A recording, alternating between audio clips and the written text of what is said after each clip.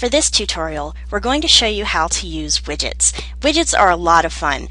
These are going to allow you to do all kinds of interesting things with your site that you may not have even thought about before. So let's go ahead and take a look. The first thing that we're going to do is we're going to go into plugins. And your plugins are basically your widget. Right now, Akismet and Hello Dolly always come with any WordPress site that you get. But let's take a look at some of the other ones that we have. Let's take a look, for instance, at a mailing list that you can add to your site.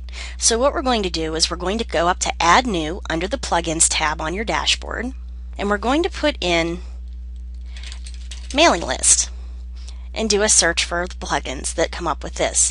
Now you'll see that a whole bunch will come up, and they have stars that show from 0 to 5 stars.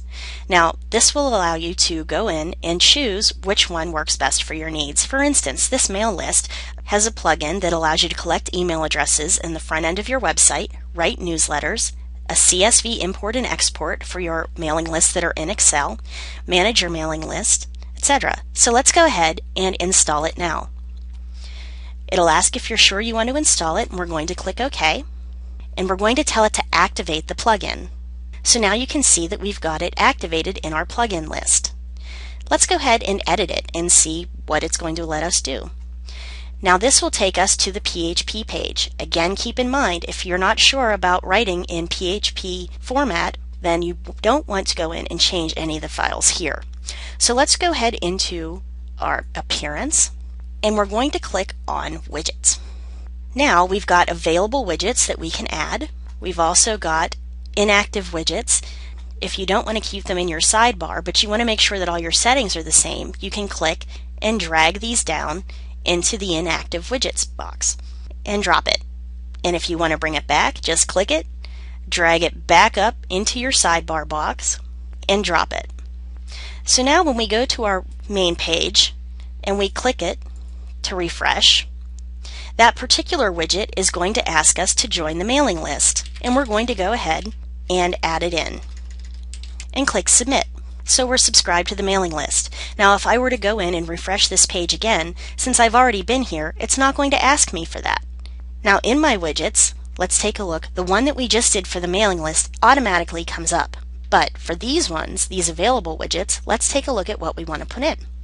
You can put a links page that you would drag over, and you don't just have to put it in the sidebar. With this particular theme, you can also put it into footer area 1, footer area 2, or footer area 3.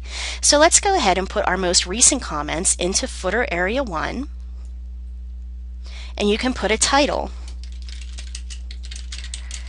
and it will ask how many comments you'd like to show below. Right now I'm just going to leave it at 5, and I'm going to click Save.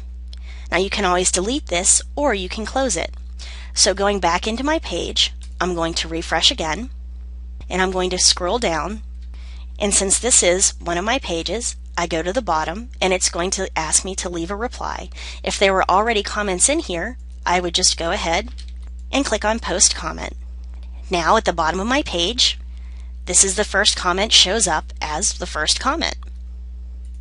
Now these widgets are really customizable. You can find things that do pretty much anything you want it to do. But the important thing is to remember to go in and change the widgets the easy way. You'll want to go into Appearance and then into Widgets here. If you go into Plugins and you click on Editor here, it's going to take you to where you'll need to know HTML to learn it.